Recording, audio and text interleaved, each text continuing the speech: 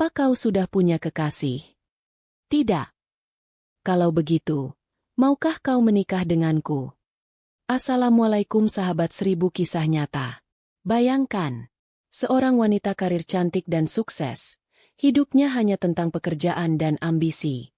Hingga suatu hari, mobilnya mogok di jalan kumuh, dan seorang pria lusuh dengan wajah yang sangat tampan muncul untuk membantu.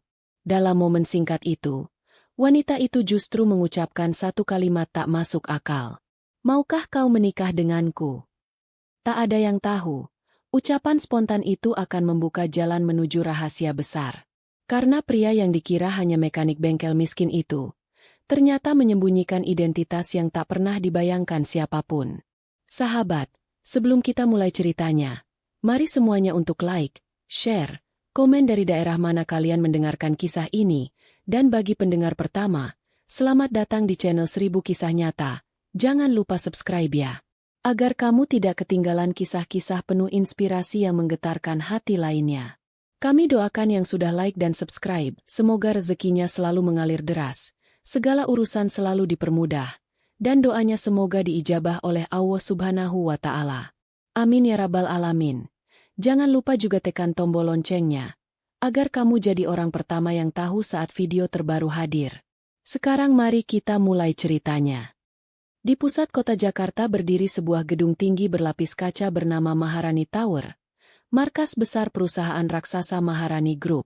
Dari luar, gedung itu memantulkan cahaya matahari pagi seperti simbol kejayaan dan ketegasan. Di dalamnya, setiap lantai memiliki ritme kehidupan yang berbeda, tapi semuanya bergerak dalam satu irama, cepat, disiplin, dan penuh tekanan. Dan pagi itu kantin perusahaan Maharani Group dipenuhi aroma kopi dan suara piring yang saling beradu. Para karyawati duduk berkelompok, sibuk bergosip dengan mata berbinar. Topik mereka sama seperti biasanya, tentang seorang perempuan muda yang menjadi pusat perhatian di gedung itu, sang CEO mereka, Marisa. Bayangkan, umur segitu masih belum punya pasangan. Salah satu karyawati berkata sambil menyeruput kopi. Temannya menimpali sambil menunduk ke arah meja. Iya, padahal cantik, pintar, sukses. Tapi kalau kerja terus ya begitu. Lupa menikah. Tawa kecil terdengar. Di sudut lain, dua karyawan pria ikut nimbrung dengan wajah geli. Kalau aku sih siap melamarnya. Yang lain membalas cepat. Hahaha, sadar diri dulu. Gaji kita aja gak cukup buat beli sepatunya. Mereka tertawa, sementara di lantai atas, orang yang jadi bahan obrolan mereka justru tengah bekerja tanpa henti. Di ruangannya yang luas dan rapi, Marisa duduk tegak di balik meja kayu besar. Cahaya matahari masuk lewat dinding kaca, menyentuh rambut hitamnya yang diikat rapi. Matanya fokus membaca dokumen.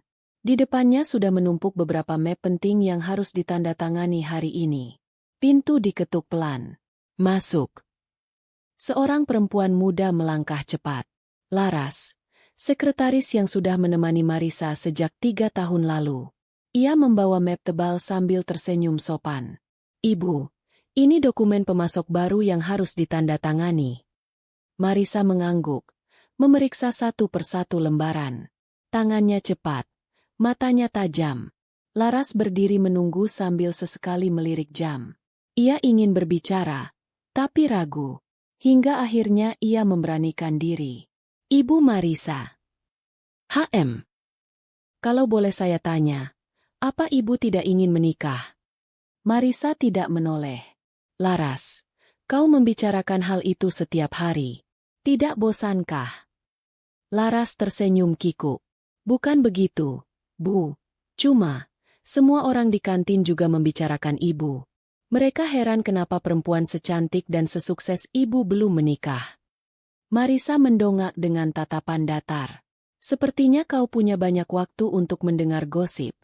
Laras, apa pekerjaanmu kurang? Mau ku tambah? Senyum Laras langsung menghilang. Dia menggeleng keras. Tidak, Bu. Sudah cukup. Bagus.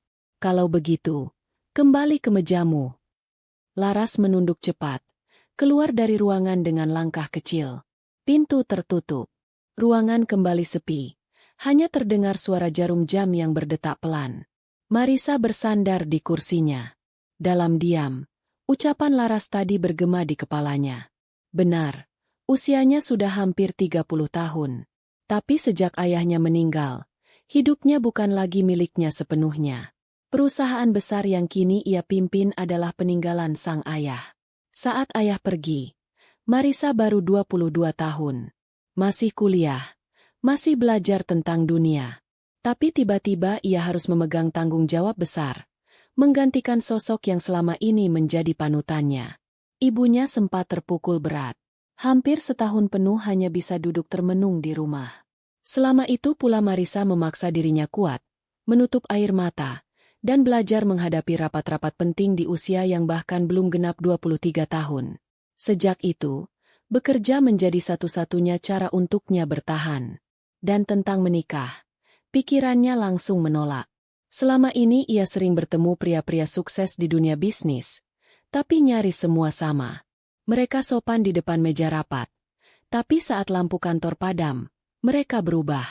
Ada yang bermain dengan sekretarisnya, ada yang menggoda karyawan magang, bahkan pernah satu rekan bisnis terang-terangan mencoba merayunya. Pengalaman itu membuat Marisa jijik dan berhati-hati. Ia tidak ingin menjadi mainan siapapun. Lebih baik sendiri daripada terjebak dengan pria palsu. Hari itu ia punya jadwal perjalanan bisnis keluar kota. Mobil hitam perusahaan sudah menunggu di parkiran bawah. Laras membantu menyiapkan dokumen, sementara sopir memeriksa rute. Begitu semua siap, Marisa turun dengan langkah tenang, masuk ke mobil, dan perjalanan dimulai. Udara siang terasa terik. Di luar kota, jalanan mulai sepi. Mobil melaju stabil melewati deretan rumah tua dan bengkel kecil yang catnya memudar. Marisa menatap keluar jendela. Ia memandangi langit, mencoba menenangkan pikirannya. Tapi entah mengapa, kata menikah yang diucapkan Laras tadi terus terngiang. Sampai akhirnya, suara mesin mobil berubah. Ada bunyi kasar dari bawah kap.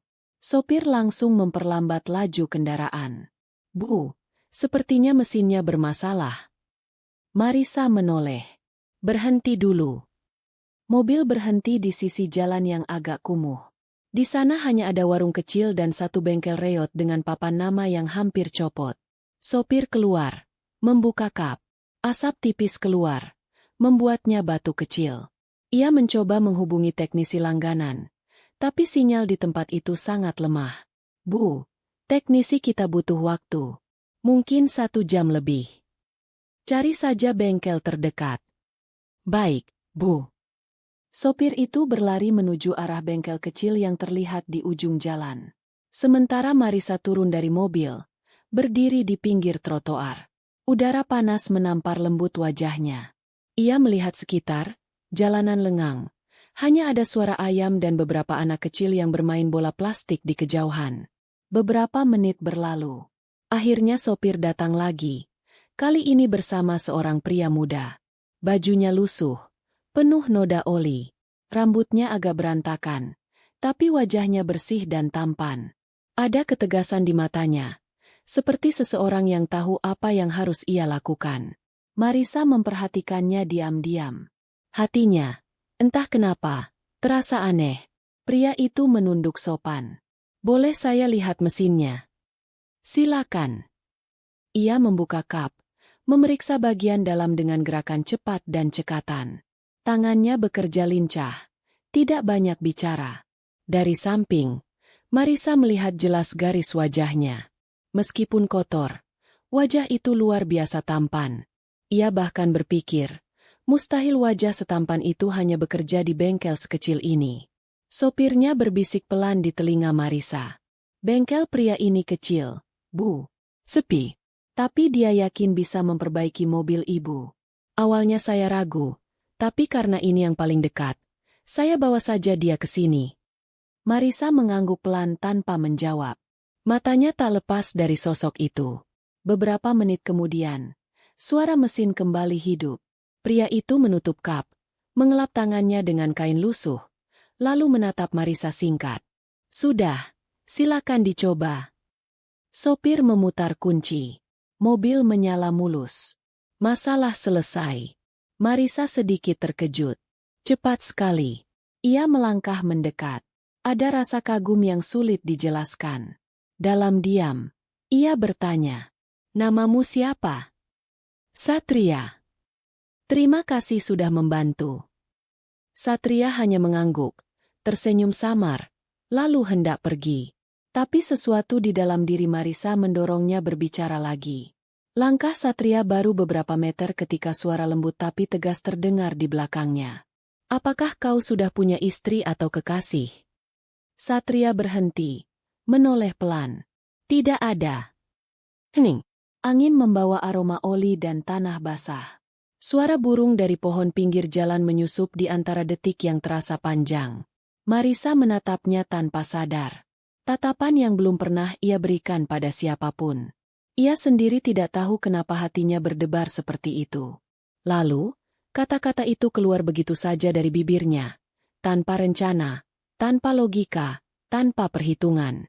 "Kalau begitu, maukah kau menikah denganku?" Mobil hitam itu kembali melaju di jalanan yang mulai sepi. Angin siang menampar lembut kaca jendela.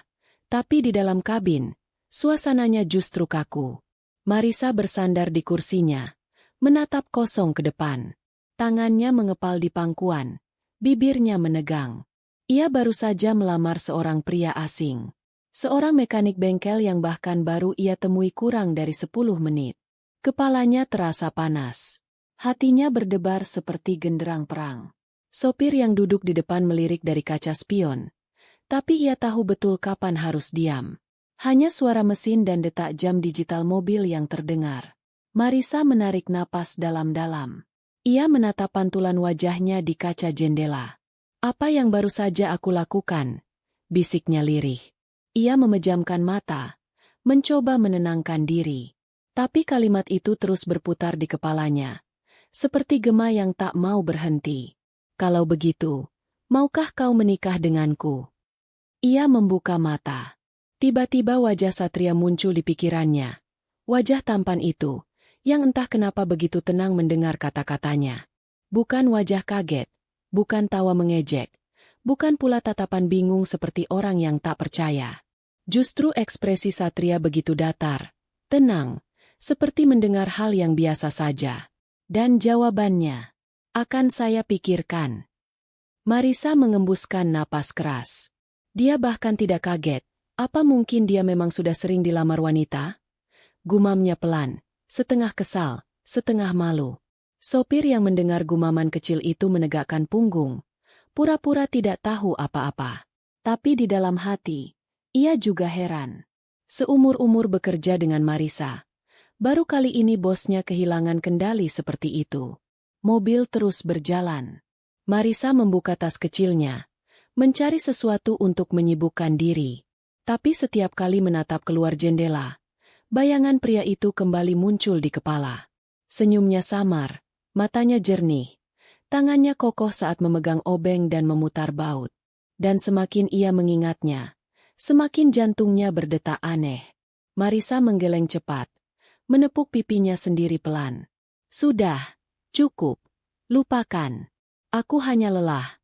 Iya, aku cuma lelah." Ia menatap ke arah depan, memaksa dirinya fokus pada jalan. Tapi dalam hati kecilnya, ada sesuatu yang bergetar. Sebuah rasa yang ia sendiri tidak tahu namanya. Antara penasaran, kagum, dan rasa malu yang bercampur jadi satu. Beberapa jam kemudian, mobil mereka tiba di hotel tempat rapat akan digelar. Marisa langsung masuk ruang pertemuan. Wajahnya sudah kembali datar dan profesional. Semua yang melihat tak akan pernah menyangka bahwa beberapa jam sebelumnya, ia baru saja melakukan sesuatu yang paling spontan seumur hidupnya. Rapat berjalan lancar. Ia berbicara tegas, menandatangani kontrak, memberikan instruksi. Tak ada satupun yang salah dari caranya memimpin. Tapi di sela-sela itu, pikirannya terus melayang ke satu kalimat pendek. "Akan saya pikirkan." Setelah rapat selesai, ia kembali ke kamar hotel. Tubuhnya terasa letih. Ia menatap dirinya di cermin. Perempuan berambut hitam yang berdiri di depannya tampak sama seperti kemarin, tapi hatinya tidak. Ada sesuatu yang berubah, walau kecil. Ia menghela napas, lalu berbaring di tempat tidur. Lampu kamar dibiarkan redup. Dari jendela tampak cahaya kota yang berpendar di kejauhan. Ia memejamkan mata, dan wajah itu muncul lagi. Satria, pria lusuh dengan jaket biru tua, dengan tangan kotor tapi tatapan yang bersih. Ah, kenapa aku terus memikirkannya? Desahnya. Ia menutup wajah dengan bantal, berusaha tidur. Tapi pikirannya menolak diam. Keesokan paginya, perjalanan kembali ke Jakarta terasa lebih tenang. Marisa menatap jalan dari balik kaca, mencoba melupakan kejadian itu. Ia bahkan tertawa kecil pada dirinya sendiri. Aku benar-benar gila, gumamnya. Sopir yang mendengarnya hanya tersenyum kaku, tak berani ikut bicara. Setibanya di gedung Maharani Group, semua tampak berjalan seperti biasa. Pegawai lalu lalang dengan kertas dan map di tangan. Resepsionis sibuk menjawab telepon. Marisa menegakkan punggung, mengangkat dagu, dan kembali memakai wajah dinginnya. Ia berusaha menutup semua yang terjadi di jalan kemarin, seolah itu cuma mimpi aneh yang tidak perlu diingat. Namun, rasa malu itu masih tertinggal. Setiap kali ia mengingat bagaimana mulutnya mengucapkan lamaran itu, wajahnya memanas sendiri. Ia bahkan sempat berpikir untuk memeriksa kesehatannya. Siapa tahu ada yang salah dengan pikirannya kemarin. Hari itu ia kembali tenggelam dalam rutinitas kerja. Tumpukan dokumen, laporan keuangan, hingga rencana ekspansi cabang baru. Ia bekerja tanpa henti, seperti biasa. Namun setiap kali ruangannya sunyi, pikirannya kembali ke satu titik, ke wajah pemuda bengkel itu. Seolah hatinya diam-diam menolak melupakan. Sore menjelang. Marisa masih di ruangannya saat matahari mulai turun. Lampu-lampu kantor perlahan menyala. Ia baru saja menutup laptop saat ponsel di meja bergetar. Ibunya menghubungi. Marisa, kamu di mana? Masih di kantor, Bu. Jangan kerja terus. Kamu itu perempuan. Umurmu sudah hampir 30. Ibu ini khawatir kalau kamu sendirian terus. Nada ibunya lembut, tapi terdengar menekan. Marisa diam sesaat sebelum menjawab. Bu, aku baik-baik saja. Aku hanya fokus kerja. Lagi pula belum ada yang cocok. Ibunya menghela napas di seberang sana. Kalau kamu terus menutup hati, bagaimana bisa ada yang cocok? Ibu, tolong jangan bahas ini lagi. Aku lelah. Panggilan itu berakhir tanpa salam panjang. Marisa menatap layar ponselnya lama. Kata-kata ibunya membuat hatinya berdenyut. Ia memandang keluar jendela. Langit mulai gelap. Lampu-lampu jalan menyalakan cahaya kekuningan. Ia mengingat sesuatu. Wajah seorang pria dengan noda oli di pipinya. Tatapan tenang. Suara berat tapi lembut. Tanpa sadar, bibirnya melengkung samar. Ia menggeleng cepat, menepis pikiran itu lagi. Sudah, Marisa. Jangan aneh-aneh. Ia menutup laptop, mematikan lampu, dan keluar dari ruangannya. Namun di hatinya, ada rasa yang sulit dijelaskan. Rasa malu, rasa penasaran, dan sesuatu yang perlahan tumbuh tanpa ia sadari. Ia tidak tahu bahwa pertemuan singkat di jalan kumuh itu akan mengubah seluruh hidupnya. Malam itu ia pulang ke rumah. Rumah besar dengan taman luas, tapi terasa sunyi. Ibunya sudah tidur lebih dulu. Marisa duduk di ruang tengah, menatap bingkai foto ayahnya yang tersenyum di dinding. Pak, kalau papa masih ada, mungkin aku tidak akan seaneh ini, gumamnya lirih. Matanya menerawang. Bayangan Satria kembali muncul di benaknya. Kali ini lebih jelas, seolah berdiri di depan rumahnya dengan senyum sederhana. Ia menepuk pipi lagi. Sudah, cukup. Lupakan. Ia naik ke kamarnya, menutup pintu. Tapi sepanjang malam, pikirannya tak mau berhenti memutar kembali kejadian itu. Suara Satria yang tenang, kalimatnya yang singkat, dan caranya menatap tanpa banyak bicara. Marisa tak tahu. Di luar sana, di bengkel sederhana yang lampunya remang, seorang pria bernama Satria duduk di kursi besi tua, menatap keluar jendela malam yang sunyi. Di tangannya, Ada secari kertas lusuh yang tak sengaja dilihatnya lalu diambilnya diam-diam dari dashboard mobil Marisa kemarin. Kertas itu bertuliskan nama perusahaan tempat wanita itu bekerja, Maharani Group. Dan malam itu, di bawah cahaya lampu bengkel yang temaram, Satria menatap tulisan itu lama, sebelum akhirnya tersenyum tipis. Baiklah, sepertinya kita akan bertemu lagi, Marisa. Pagi di gedung Maharani Group selalu sibuk. Langkah sepatu bergema di lantai marmer. Suara telepon bersahutan. Aroma kopi dari kantin bawah menyebar ke seluruh ruangan. Para pegawai sudah memulai aktivitas. Sebagian besar masih menatap layar komputer dengan mata mengantuk. Namun ada satu hal yang membuat pagi itu terasa berbeda. Kabar kecil beredar dari lobi. Dibawa dari satu bibir ke bibir lain dengan cepat. Ada seorang pria asing berdiri di depan meja resepsionis. Bajunya lusuh. Tangannya berlumur noda oli. Katanya nyari Bu Marisa. Bisik seorang staf perempuan sambil menahan tawa kecil. Serius? Mungkin orang servis AC. Enggak. Katanya dia nyari Bu Marisa langsung. Mukanya tampan banget. Tapi bajunya kayak habis nyemplung oli. Tawa kecil terdengar di beberapa sudut kantor. Tidak ada yang tahu kalau pagi itu, cerita hidup sang CEO cantik itu akan berubah selamanya. Di lantai paling atas, Marisa baru saja duduk di ruangannya. Ia masih fokus pada berkas di meja ketika telepon internal berdering pelan. Ia menjawab dengan suara datar. Ya. Bu, ada seseorang di lobi ingin bertemu Anda. Suara resepsionis terdengar ragu. Siapa namanya? Dia bilang namanya Satria. Pulpen di tangan Marisa berhenti bergerak. Nama itu seperti menyenggol sesuatu di dalam dadanya. Ia terdiam beberapa detik, menatap kosong pada kertas yang belum selesai ia tanda tangani. Suruh tunggu, katanya akhirnya, berusaha terdengar tenang. Setelah menutup telepon, ia bersandar di kursinya. Nafasnya sedikit tidak teratur. Satria?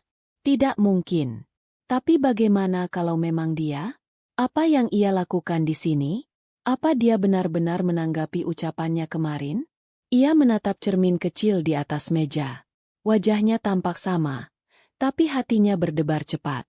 Marisa berdiri, merapikan blazer abu-abunya, mengambil napas dalam, lalu melangkah menuju lift.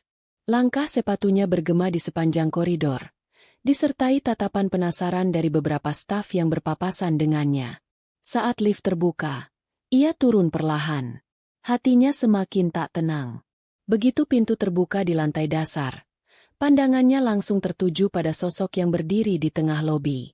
Ya, benar. Itu dia. Satria. Ia berdiri tegak, memakai jaket lusuh yang sama, dengan celana jeans pudar. Wajahnya bersih, tapi di tangannya masih terlihat bekas oli yang belum benar-benar hilang. Di tengah gedung yang berkilau dan mewah itu, penampilannya tampak kontras. Tapi entah kenapa, justru membuat mata tak bisa berpaling. Beberapa pegawai berbisik-bisik di belakang, menahan senyum geli dan rasa penasaran. Siapa dia? Kayaknya bukan tamu bisnis deh. Lihat deh, tampannya nggak manusiawi, tapi bajunya. Marisa berusaha tetap tenang. Ia berjalan mendekat. Satria menatapnya tanpa canggung, seolah berada di tempat yang seharusnya. Begitu jarak mereka hanya tinggal beberapa langkah, pria itu membuka suara. Suaranya rendah tapi jelas. Saya datang untuk menerima lamaran Anda, Bu Marisa. Suara percakapan di lobi langsung terhenti. Semua mata tertuju pada mereka. Beberapa orang bahkan menahan napas, tak percaya dengan apa yang baru saja didengar. Laras, sekretaris Marisa yang kebetulan lewat sambil membawa map, langsung berhenti di tempat. Matanya membulat, bibirnya terbuka tapi tak sanggup bicara. Marisa membeku sejenak. Ia tidak tahu harus menanggapi dengan tawa, marah, atau malu. Udara seolah berhenti bergerak. Namun nalurinya sebagai pemimpin membuatnya tetap menjaga wibawa. Anda, ikut saya ke atas. Suaranya datar, tapi langkahnya cepat. Ia membawa Satria ke ruangannya. Pintu ditutup rapat, menyisakan keheningan yang menekan. Marisa berdiri di balik meja, memandang pria itu yang kini duduk di hadapannya. Tatapan Satria tetap tenang. Tidak ada canggung, tidak ada gugup, bahkan sedikit pun tidak tampak rasa takut. Padahal ia baru saja menghebohkan seluruh kantor. Kau sadar apa yang kau lakukan barusan? Satria mengangguk pelan. Saya hanya menanggapi lamaran Anda dengan serius. Marisa mendengus pelan, menahan emosi dan malu yang campur jadi satu. Itu hanya ucapan spontan. Saya tidak benar-benar serius. Tapi saya menganggapnya serius. Jawab Satria tenang.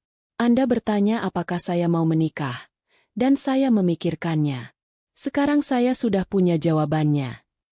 Dan jawabanmu? Saya bersedia menikah dengan Anda. Marisa terdiam lama. Wajahnya menegang. Tapi di hatinya ada sesuatu yang aneh. Semacam getaran kecil yang tak bisa ia kendalikan. Ia menatap Satria lekat-lekat. Wajah itu terlalu tenang. Tidak seperti pria kebanyakan. Tidak ada rasa minder. Tidak juga kesombongan. Justru yang ada hanya ketulusan yang membuatnya bingung. Kenapa kau melakukan ini? Karena Anda yang memintanya. Ucapnya singkat.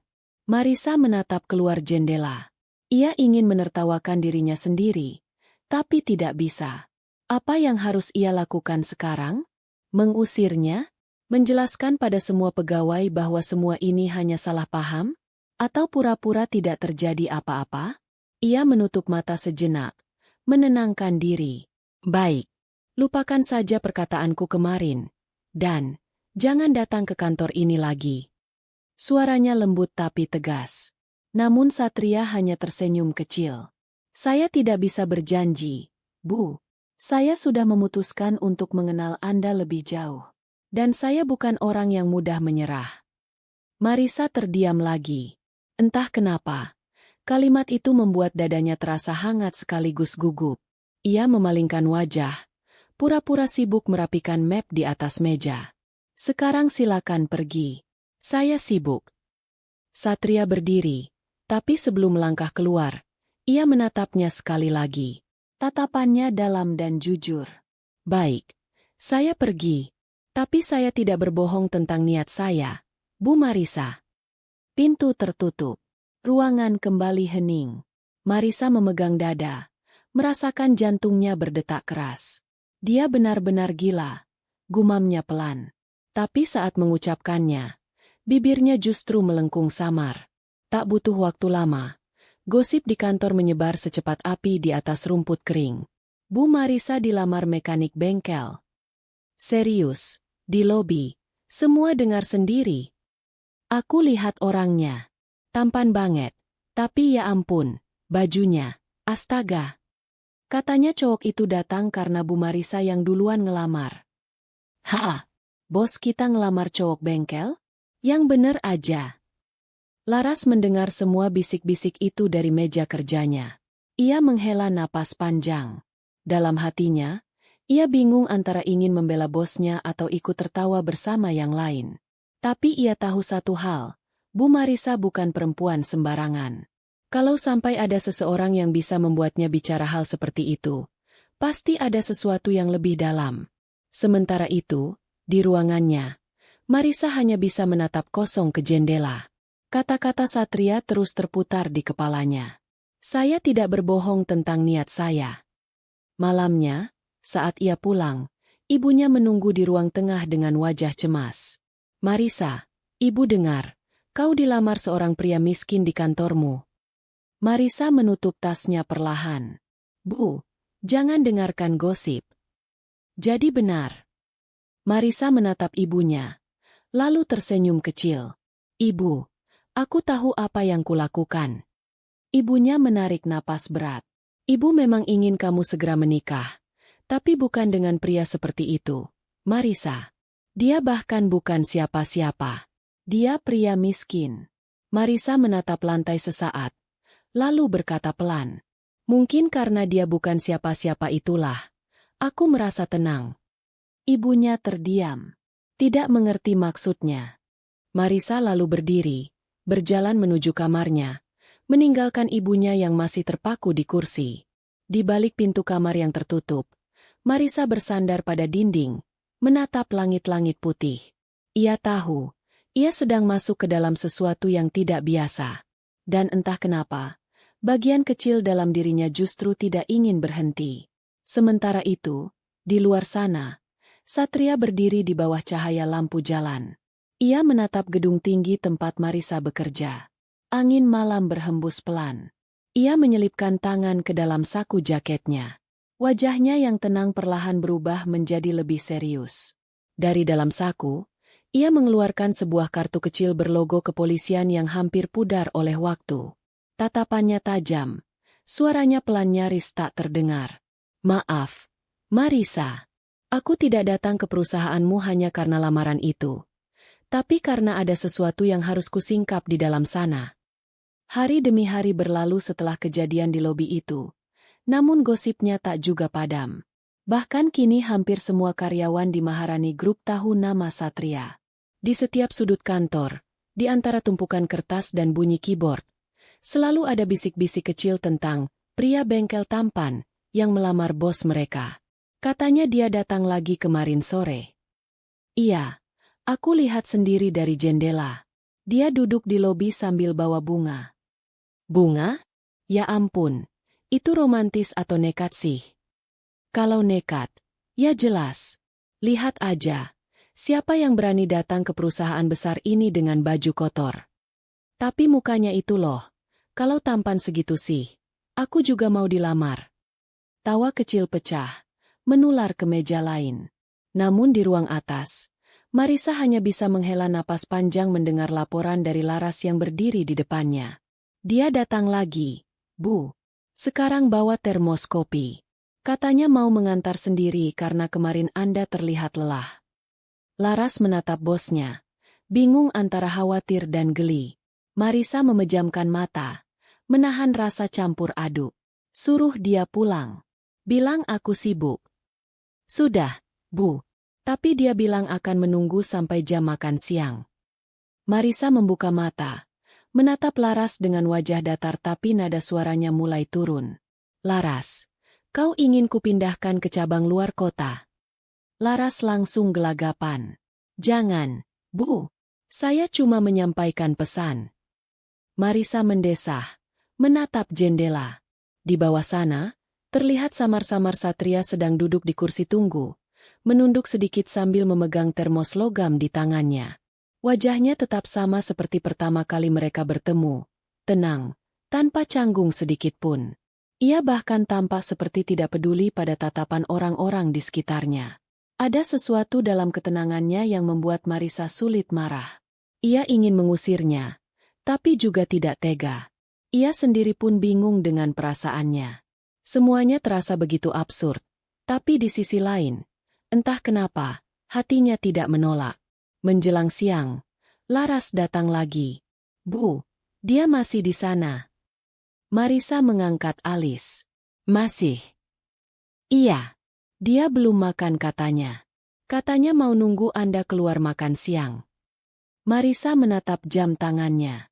Waktu menunjukkan pukul 12 lebih 10 menit. Akhirnya ia berdiri, merapikan blazer, dan berkata datar. Baiklah, aku keluar sekarang. Begitu pintu lift terbuka di lobi, semua mata otomatis menoleh. Beberapa karyawan perempuan pura-pura sibuk mengetik di ponsel padahal mereka mengintip diam-diam. Satria berdiri begitu melihat Marisa mendekat. Kenapa kau masih di sini? Suaranya tenang, tapi matanya menyimpan kelelahan. Satria tersenyum. Saya janji mau kasih kopi. Katanya kemarin Anda belum sempat minum pagi.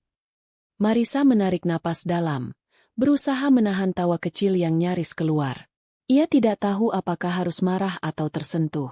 Kau tahu ini kantor, kan? Tempat kerja, bukan warung kopi. Saya tahu, jawab Satria santai. Tapi di kantor lain tidak ada wanita yang pernah melamar saya. Beberapa pegawai yang mendengar langsung menunduk menahan senyum. Marisa menatapnya tajam, tapi pipinya justru terasa panas. Ia tidak ingin terlihat kalah. Baiklah, kalau begitu, terima kasih untuk kopinya. Sekarang kau boleh pergi. Namun Satria tetap berdiri di tempat. Saya akan pergi. Tapi bolehkah saya datang lagi besok? Untuk apa? Untuk memastikan Anda sudah sarapan. Marisa menghela napas, lalu melangkah pergi tanpa menjawab. Tapi langkahnya sedikit melambat, dan dari kaca lift, ia sempat melihat Satria masih tersenyum tipis sambil menatap ke arah dirinya. Sejak hari itu, Satria mulai sering muncul.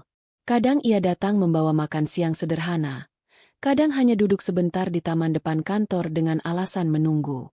Anehnya, meski penampilannya masih sederhana, semua satpam dan pegawai mulai mengenalnya. Bahkan sebagian mulai terbiasa. Pagi, Mas Satria. Sapa salah satu satpam. Pagi, Pak. Jawabnya ramah. Di dalam kantor, gosip tentang mereka terus menjadi bahan pembicaraan. Ada yang iri, ada yang mencibir, ada pula yang diam-diam kagum. Bu Marisa itu hebat. Biasanya wanita kaya cuma mau yang sejajar, tapi dia malah dekat dengan pria miskin. Ah, jangan terlalu cepat menilai. Siapa tahu cuma main-main. Namun Laras, yang mengenal bosnya lebih dari siapapun, tahu bahwa ini bukan main-main. Ia sering memergoki senyum kecil di wajah Marisa setiap kali nama Satria disebut. Dan ia tahu, sesuatu sedang berubah di hati bosnya. Suatu sore, ketika hampir semua pegawai sudah pulang, Laras hendak masuk ruang Marisa untuk mengantarkan laporan. Tapi langkahnya berhenti di depan pintu yang setengah terbuka. Dari celah kecil itu, ia melihat Marisa berdiri di dekat jendela, memegang secangkir kopi. Satria berdiri tak jauh darinya. Suara mereka pelan tapi jelas. Aku tidak mengerti kenapa kau masih datang setiap hari. Karena aku ingin mengenalmu, jawab Satria. Kenal? Kau bahkan tidak tahu siapa aku.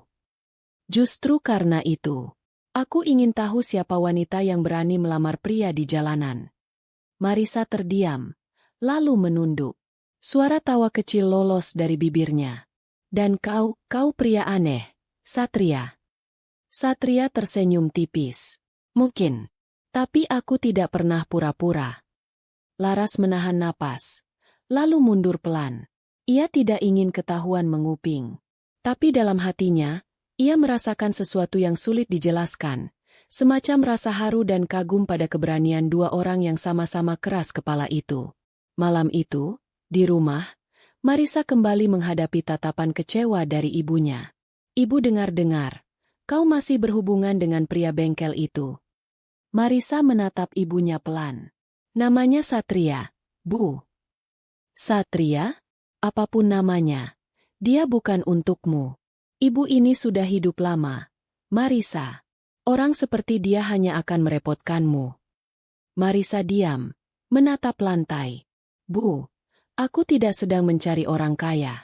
Aku hanya ingin seseorang yang jujur. Kejujuran tidak bisa membayar rumah atau menjaga perusahaan, Marisa. Tapi uang juga tidak bisa menggantikan ketulusan.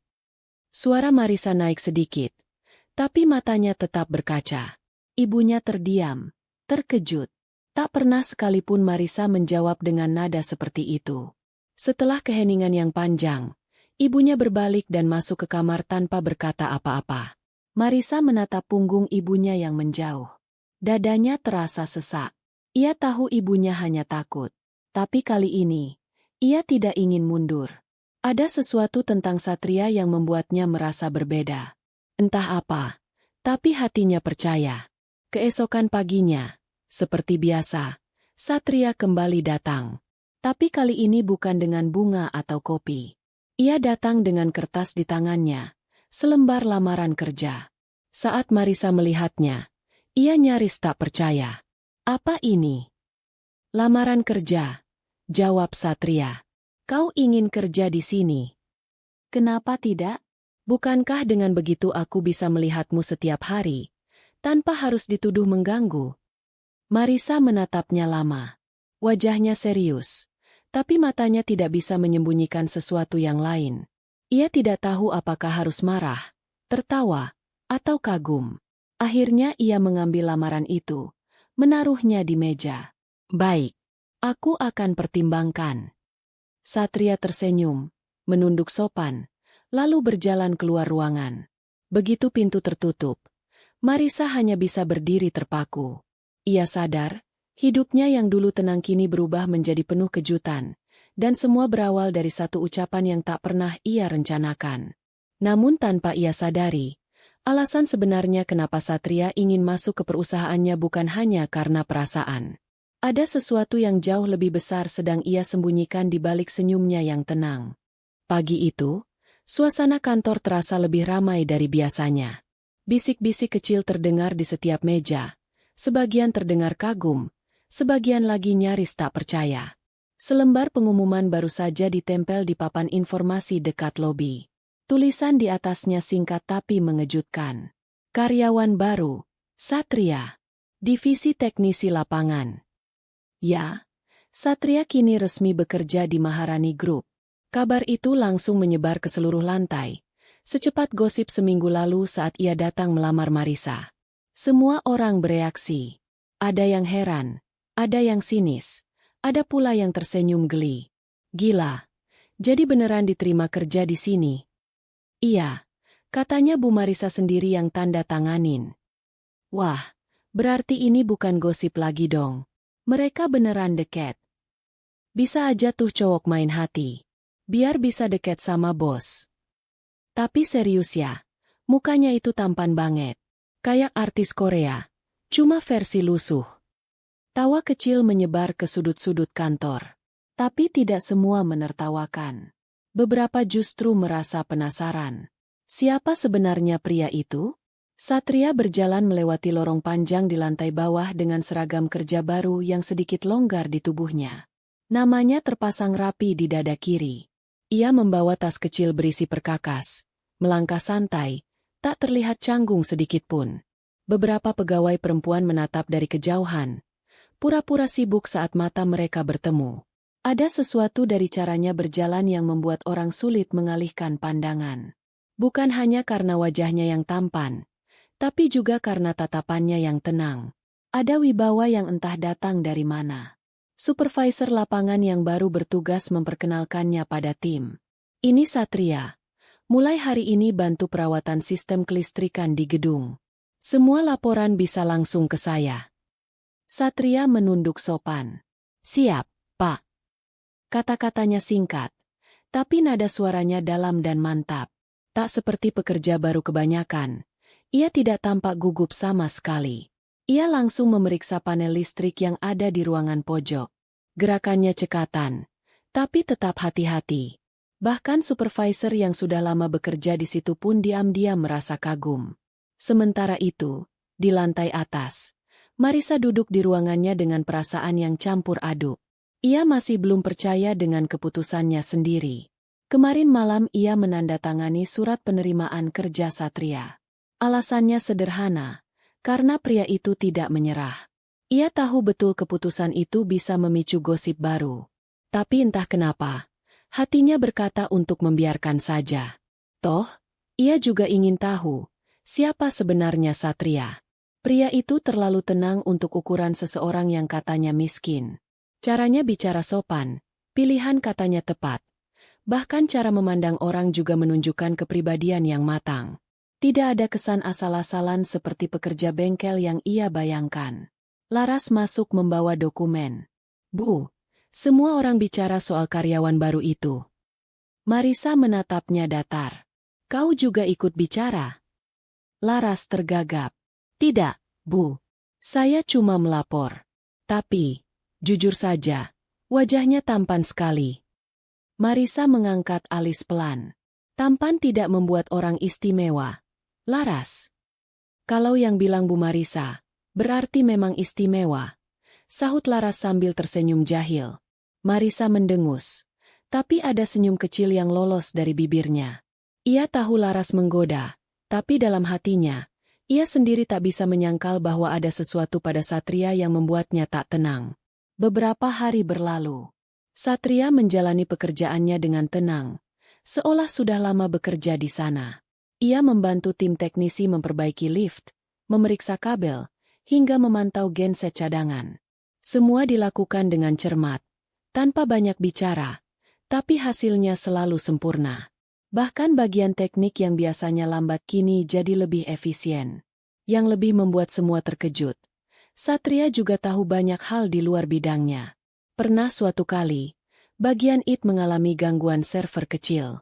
Satria yang kebetulan lewat langsung menunduk dan berkata, "Coba periksa sambungan data di port belakang. Kalau lampu indikatornya mati, kemungkinan groundingnya terlepas." Semua orang menatapnya. Dan benar saja, saat diperiksa, masalahnya persis seperti yang ia katakan. Dari hari itu, nama Satria mulai terdengar ke seluruh ruangan. Para pegawai mulai menyapanya ramah. Beberapa bahkan diam-diam menaruh hati padanya. Namun Satria tetap sama. Tenang, sopan, dan jarang bicara. Setiap kali jam istirahat tiba, ia hanya duduk di taman depan kantor, meminum air putih sambil membaca koran bekas. Tak jarang, Marisa melihatnya dari jendela ruangannya di lantai atas. Entah mengapa, pemandangan itu membuatnya sulit fokus bekerja. Suatu sore, saat sebagian besar pegawai sudah pulang, Marisa masih di ruangannya. Pintu tiba-tiba diketuk. "Masuk." Satria muncul di ambang pintu, mengenakan seragam kerjanya yang masih ada sedikit noda minyak di bagian lengan. "Maaf, saya mengganggu." Marisa mengangkat wajahnya dari layar komputer. "Ada apa, Satria?" "Saya cuma ingin mengembalikan dokumen yang tadi jatuh di tangga belakang. Ini punya Anda." Ia meletakkan map coklat di atas meja. Marisa melihat sekilas. Benar, itu dokumen yang tadi pagi ia bawa saat memeriksa area baru. "Terima kasih. Tapi lain kali serahkan saja ke resepsionis." "Baik, Bu." Satria berbalik, tapi sebelum keluar, ia menoleh pelan. "Boleh saya bertanya sesuatu?" Marisa mengangguk, sedikit heran. "Kenapa Anda selalu menatap saya seolah ingin menebak sesuatu?" Pertanyaan itu membuat Marisa terdiam. Wajahnya langsung memanas. Ia tidak tahu apakah harus menyangkal atau menertawakan dirinya sendiri. "Jangan terlalu percaya diri. Aku hanya memastikan kau tidak bermasalah di kantor ini." Satria tersenyum kecil, lalu berkata pelan, "Kalau begitu, saya senang Anda memperhatikan saya." Marisa hampir kehilangan kata. Ia menunduk, berpura-pura membuka dokumen di mejanya, sementara Satria melangkah keluar. Begitu pintu menutup, ia mengusap wajahnya sendiri sambil mendesah panjang. Pria itu benar-benar membuat kepalaku berantakan. Beberapa minggu berlalu, dan perlahan, suasana kantor berubah. Satria bukan lagi orang asing. Ia disukai banyak orang. Bahkan beberapa divisi mulai mengandalkannya untuk hal-hal teknis kecil. Tapi bagi Marisa, kedekatan itu justru membuatnya semakin waspada. Karena di antara semua kesempurnaan yang ia lihat pada pria itu, ada hal-hal kecil yang aneh. Beberapa kali Satria terlihat berbicara dengan orang tak dikenal di area parkir. Kadang ia menghilang sebentar setelah jam kerja, lalu kembali ke kantor tanpa alasan jelas. Sekali waktu, Laras melihatnya keluar dari ruangan arsip tengah malam dengan wajah serius, seolah sedang mencari sesuatu. Laras sempat melapor, "Bu, saya tidak ingin menuduh, tapi saya merasa ada yang janggal dengan Satria." Marisa diam. Ia tahu Laras tidak sembarangan bicara. Tapi entah kenapa, ia juga tidak ingin langsung menuduh. "Jangan bicarakan ini ke siapapun dulu, Laras. Aku akan cari tahu sendiri." Sejak hari itu, tatapan Marisa pada Satria berubah. Bukan lagi tatapan penasaran, melainkan curiga. Namun di balik rasa curiga itu, ada perasaan lain yang tak bisa ia buang, rasa takut kehilangan.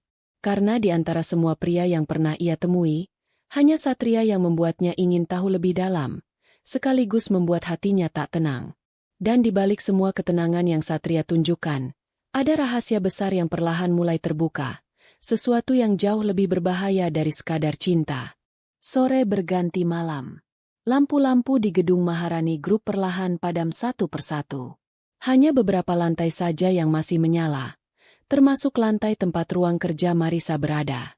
Di luar, hujan rintik-rintik mulai turun, menimbulkan bunyi halus di kaca jendela besar.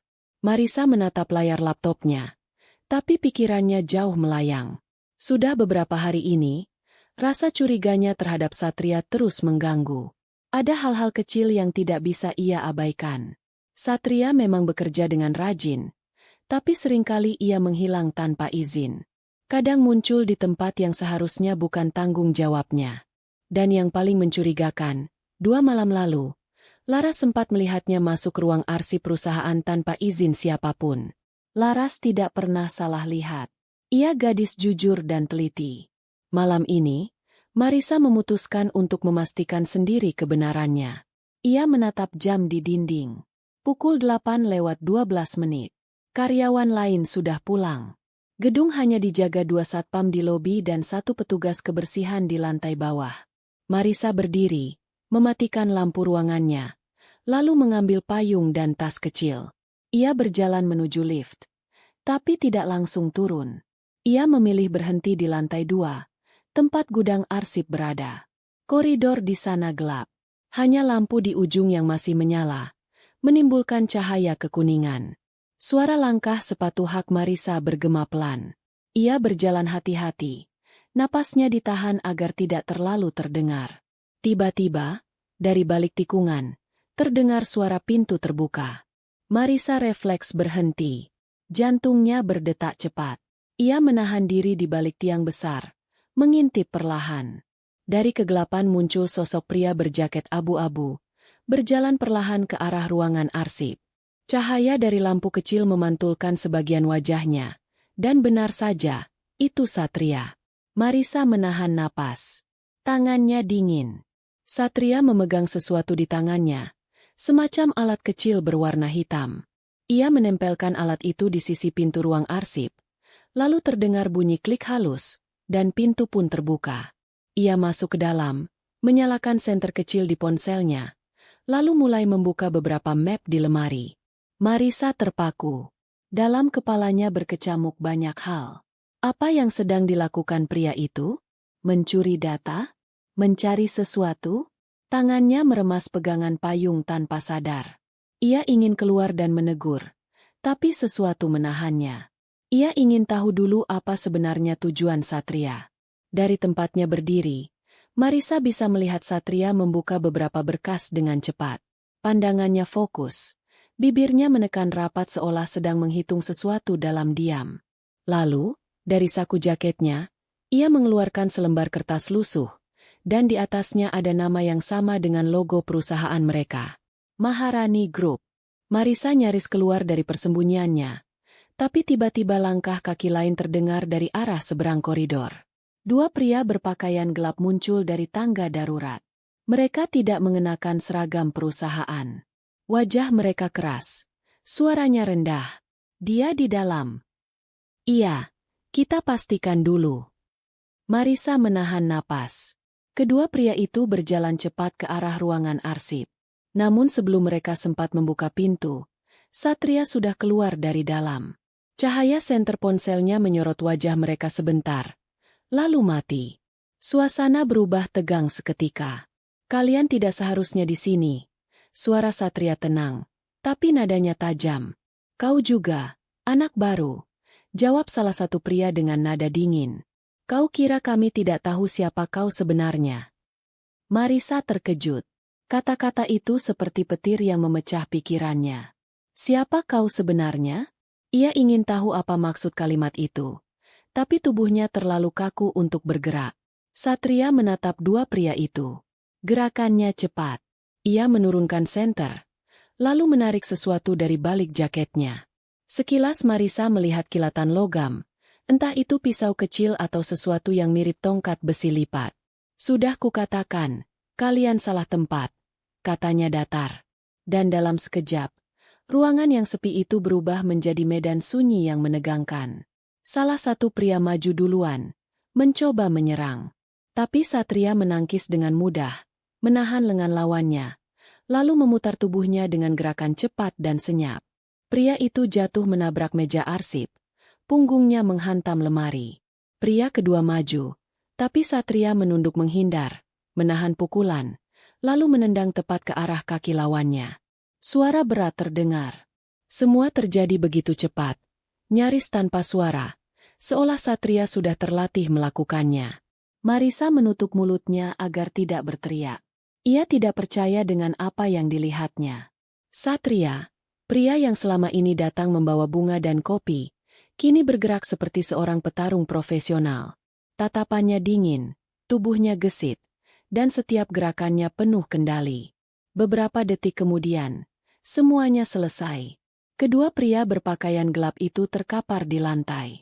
Satria memeriksa saku mereka, mengambil sebuah kartu identitas kecil, lalu berdiri menatap ke arah koridor. Matanya menatap lurus ke tempat Marisa bersembunyi. Marisa kaget. Ia yakin Satria tidak bisa melihatnya dari kegelapan. Tapi tatapan pria itu terasa menembus. Dalam sepersekian detik, mereka saling pandang. Marisa dari balik tiang, Satria dari ujung koridor. Satria tidak berkata apa-apa. Ia hanya menyimpan kartu itu, lalu melangkah pergi dengan langkah tenang, meninggalkan dua pria yang kini tak bergerak. Marisa baru bisa bernapas setelah langkahnya menghilang di ujung tangga. Tangannya gemetar. Matanya masih menatap ruangan arsip yang kini berantakan. Apa ini? Desahnya lirih. Siapa sebenarnya dia? Malam itu, Marisa tidak bisa tidur. Hujan turun lebih deras, mengguyur atap rumahnya dengan suara keras. Ia duduk di tempat tidur, menatap langit-langit sambil memegang secangkir teh hangat yang tak disentuh sejak tadi. Bayangan kejadian di kantor terus berputar di kepalanya. Setiap gerakan Satria, tatapan matanya, cara ia bertarung, semua begitu jelas, begitu nyata. Ia tahu, pria itu bukan sekadar mekanik bengkel seperti yang selama ini dikira orang-orang. Ada rahasia besar yang ia sembunyikan. Rahasia yang berbahaya. Dan kini, Marisa berada di tengahnya. Keesokan paginya, saat memasuki kantor, suasananya berbeda. Beberapa staf bercerita tentang dua petugas asing yang katanya ditemukan pingsan di lorong belakang gedung dini hari tadi. Mereka tidak membawa identitas dan segera dibawa oleh pihak keamanan. Marisa tidak berkata apa-apa. Ia hanya berjalan melewati mereka dengan wajah datar. Tapi di dalam hatinya, gelombang pertanyaan terus tumbuh. Ia tahu siapa pelakunya. Tapi ia juga tahu, kalau ia menceritakan hal itu, akan ada keributan. Di depan lift, ia berpapasan dengan Satria. Pria itu tampak seperti biasa. Mengenakan seragam kerja, membawa alat perbaikan, dan tersenyum kecil seolah tidak terjadi apa-apa. Pagi, Bu Marisa. Marisa menatapnya lama. Pagi. Hanya satu kata. Tapi dalam satu kata itu tersimpan ratusan perasaan yang saling bertabrakan. Antara ingin bertanya, ingin menegur, tapi juga takut mendengar kebenaran. Dan dalam diam itu, Satria sempat meliriknya sebentar. Tatapannya lembut, tapi dalam sekali.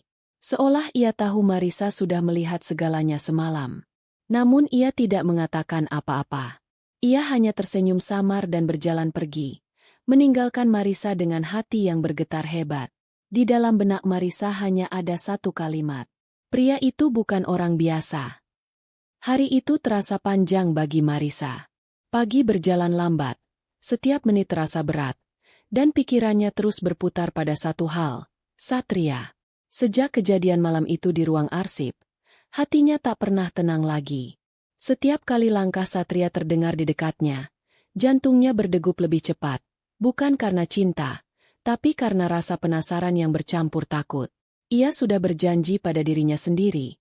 Hari ini ia akan bertanya langsung. Ia ingin tahu siapa sebenarnya pria itu. Tidak peduli apa jawabannya nanti. Ia tidak ingin terus dikejar bayang-bayang rahasia. Menjelang sore, kantor mulai sepi. Beberapa karyawan sudah bersiap pulang. Langit di luar tampak abu-abu. Pertanda hujan akan turun lagi. Marisa berdiri di depan jendela ruangannya, menatap taman di bawah. Dari sana, ia bisa melihat Satria sedang berbicara dengan dua orang staf teknisi. Senyumnya tenang, gesturnya sopan seperti biasa. Tapi kini mata Marisa tak lagi melihatnya sebagai pria sederhana. Yang ia lihat adalah seseorang yang menyimpan sesuatu. Dan hanya ada satu cara untuk mengetahuinya. Ia harus menanyakan langsung. Pukul 5 sore, Marisa menunggu di ruangannya. Ia sengaja menunda kepulangan agar bisa bertemu Satria tanpa banyak orang. Benar saja, tidak lama kemudian terdengar ketukan di pintu. "Masuk," ucapnya. Satria melangkah pelan ke dalam ruangan. Wajahnya tampak sedikit lelah tapi tetap tenang. "Bu, ini laporan perbaikan lift yang Anda minta tadi." Ia menyerahkan map, lalu berdiri menunggu instruksi. Namun kali ini, Marisa tidak langsung membuka map itu. Ia hanya menatapnya lama, sampai Satria menundukkan kepala, sedikit heran. "Ada yang ingin Anda bicarakan?" tanyanya sopan. Marisa menarik napas panjang. "Duduk dulu." Nada suaranya lembut, tapi tegas. Satria duduk di kursi tamu, di seberang meja besar itu. Marisa menautkan jemarinya, menatapnya dalam. Beberapa detik berlalu tanpa suara. Hanya suara jarum jam yang terdengar di ruangan itu. "Satria." Suaranya perlahan. "Aku ingin bertanya sesuatu. Tolong jawab dengan jujur." Satria mengangguk tenang. "Silakan." Marisa menatapnya tajam. "Siapa kau sebenarnya?" Satria diam. Tidak langsung menjawab. Ia hanya menatap balik dengan mata gelap yang sulit ditebak. "Kenapa ibu bertanya begitu?" Suaranya tenang, hampir seperti menguji. Marisa mengetukkan jarinya di meja. "Karena aku tahu kau bukan mekanik biasa. Aku melihatmu malam itu di ruang arsip." Suasana ruangan berubah dingin. Satria menunduk perlahan, lalu tersenyum samar. Senyum yang entah kenapa membuat Marisa semakin gugup. "Jadi kau melihat semuanya?" "Ya. Aku melihat kau membuka ruangan itu tanpa izin, dan bertarung dengan 2 orang asing." "Dan sekarang kau takut padaku?" tanya Satria pelan. Marisa menelan ludah. Ia tidak bisa menjawab. Ia memang takut, tapi bukan seperti itu. Yang lebih menakutkan justru ketenangan di wajah pria itu. Satria bersandar pelan ke kursi, menatap langit-langit sebentar, lalu menatap Marisa lagi. "Baiklah," katanya tenang. "Kau ingin tahu siapa aku sebenarnya?" Marisa mengangguk. Tangannya gemetar di atas meja. Dan saat Satria membuka mulutnya, suaranya terdengar pelan, tapi berat, seperti seseorang yang akan membongkar sesuatu yang lama disembunyikan. "Aku bukan mekanik bengkel, Marisa. Aku seorang anggota kepolisian, bagian unit intel khusus. Tugas utamaku adalah untuk menyelidiki kasus perdagangan narkoba yang melibatkan beberapa perusahaan besar." Marisa terpaku. Suaranya nyaris hilang. "Kau, apa?" Satria mengangguk perlahan. "Sudah beberapa bulan aku menyamar di luar kota, mencari jalur distribusi narkoba yang katanya berakhir di Jakarta. Saat itu aku menemukan nama satu perusahaan yang jadi tempat pencucian uang, Maharani Group." Marisa memegangi dadanya. "Tidak mungkin. Perusahaanku." "Ya," jawab Satria tegas. "Tapi bukan kau yang terlibat. Aku tahu kau bersih. Namun seseorang di dalam perusahaanmu, salah satu petinggi, adalah bagian dari jaringan itu." Ruangan terasa berputar. Marisa terdiam. Wajahnya pucat. Satria melanjutkan. "Waktu pertama kali kita bertemu di jalan itu, aku baru saja menyelesaikan penyelidikan di luar kota. Saat mobilmu mogok, aku hanya ingin membantu, sampai aku mengenalmu dari dokumen yang kau tinggalkan di dashboard. Di sana tertulis nama perusahaanmu." Ia menatap Marisa lembut. "Dan dari situ, aku tahu, kesempatan untuk masuk ke dalam jaringan ini ada di depan mataku." Marisa menatapnya tak percaya. "Jadi, semua yang kau lakukan, hanya untuk memanfaatkan aku?" Nada suaranya bergetar. Satria menatapnya dalam. "Awalnya, iya." Marisa mengerutkan kening. Air matanya mulai menumpuk. "Tapi hanya di awal. Setelah aku mengenalmu lebih dekat, semuanya berubah. Aku tidak lagi melihatmu sebagai jalan masuk. Aku melihatmu sebagai seseorang yang berjuang sendirian mempertahankan warisan ayahmu. Aku melihat keberanianmu, dan entah sejak kapan, aku mulai peduli." Marisa memalingkan wajah. Air matanya jatuh tanpa bisa ditahan. Kenapa kau tidak bilang dari awal? Karena aku tidak bisa. Kalau aku mengaku, misiku gagal. Dan yang lebih penting, kau bisa dalam bahaya. Ia berdiri, berjalan pelan ke arah Marisa. Marisa, aku tahu aku sudah membuatmu kecewa. Tapi percayalah, aku tidak pernah berniat menyakitimu. Aku di sini bukan untuk menghancurkan perusahaanmu, tapi untuk menyelamatkannya. Marisa menatapnya dengan mata basah. Sampai kapan kau berencana berbohong? Satria menunduk. Hingga semua ini selesai. Hingga aku bisa memastikan tidak ada lagi orang jahat di sekitarmu. Hening. Suara hujan di luar terdengar samar. Satria berdiri beberapa langkah di depan Marisa. Sementara wanita itu menunduk, menahan sesak di dada. Aku tidak tahu harus marah atau berterima kasih padamu, katanya pelan. Aku pun tidak tahu harus menjauh atau tetap di sini, jawab Satria. Keduanya terdiam lagi. Untuk pertama kalinya, tak ada jarak jabatan di antara mereka. Hanya dua manusia yang terjebak antara kebenaran dan perasaan. Beberapa menit kemudian, Satria melangkah menuju pintu. Aku harus pergi. Mereka yang kita cari belum semuanya tertangkap. Tapi satu hal yang harus kau tahu, Marisa, aku tidak akan membiarkan mereka menyentuhmu. Marisa tidak menjawab. Ia hanya menatap punggung pria itu hingga menghilang di balik pintu. Ketika pintu tertutup, tangannya menutupi wajah. Isak kecil lolos di antara jemarinya. Hatinya hancur, tapi di balik rasa sakit itu, ada rasa yang lain. Rasa percaya. Malam itu, Marisa berdiri di balkon rumahnya, menatap langit gelap. Angin membawa aroma hujan. Di tangannya, ada cangkir kopi yang sudah dingin.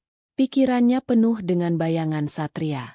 Tentang siapa dia, tentang misinya, dan tentang kebohongan yang perlahan ia mengerti tujuannya. Ia sadar, hidupnya sudah berubah sejak pertemuan itu. Dan kini, meski hatinya masih terluka, ia tahu satu hal pasti, Satria bukan pria biasa. Ia datang membawa rahasia, tapi juga membawa sesuatu yang lebih besar dari itu. Dan di balik kegelapan malam, entah di mana, Satria sedang mengamati dari kejauhan. Matanya tajam, tubuhnya bersandar pada mobil hitam yang terparkir di tepi jalan. Ia menatap rumah Marisa lama, lalu berbisik pelan. Maafkan aku, Marisa, tapi permainan ini belum berakhir. Pagi itu langit mendung, tapi gedung Maharani Group tetap berdiri gagah di tengah kota. Angin lembab berhembus lembut melewati kaca tinggi yang berembun tipis. Di dalamnya, semua berjalan seperti biasa.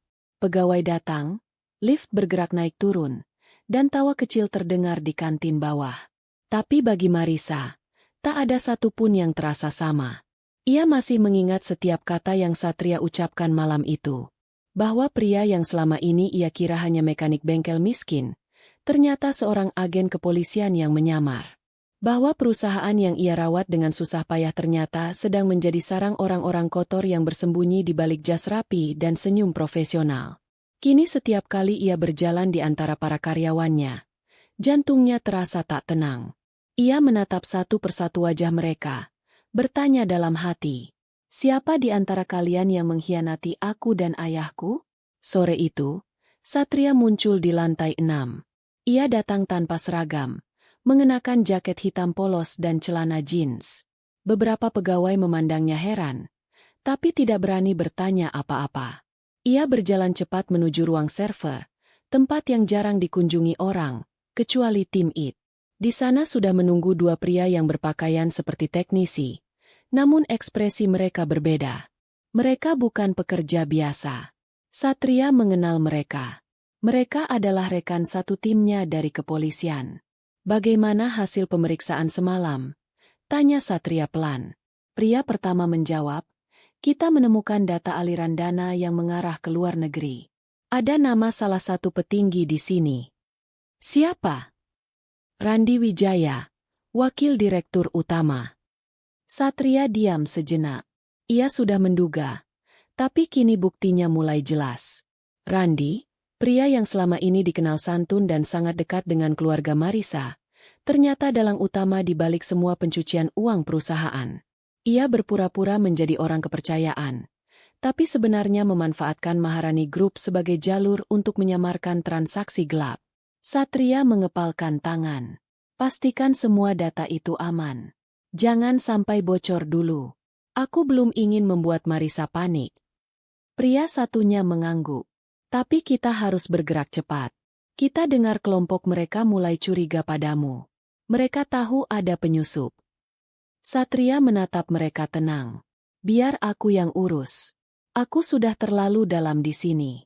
Mundur sekarang sama saja menyerahkan Marisa pada mereka. Keduanya saling pandang. Mereka tahu betapa seriusnya kalimat itu. Lalu, tanpa banyak bicara lagi, mereka mengemasi alat dan pergi lewat tangga darurat. Satria berdiri sendirian di ruangan itu. Cahaya biru dari server memantul di wajahnya. Di matanya, ada keyakinan sekaligus rasa khawatir. Ia tahu, semakin dekat ia dengan kebenaran, semakin besar pula risiko bagi Marisa. Beberapa jam kemudian, Marisa memanggil semua kepala divisi untuk rapat mendadak. Wajahnya tampak tegas, tapi dalam hatinya masih bergejolak. Satria duduk di belakang ruangan, berpura-pura sebagai teknisi yang mengecek proyektor rapat, padahal ia sedang mengamati setiap gerak orang. Marisa membuka rapat dengan suara datar. Kita sedang mengalami kebocoran keuangan. Ada transaksi yang tidak sesuai laporan. Aku ingin penjelasan. Ruangan seketika hening. Semua menunduk, menunggu siapa yang berani bicara duluan. Lalu Randi, pria berjas rapi dengan senyum lembut, angkat bicara. Mungkin itu hanya kesalahan input, Bu Marisa. Bagian akuntansi sudah saya minta untuk menelusuri.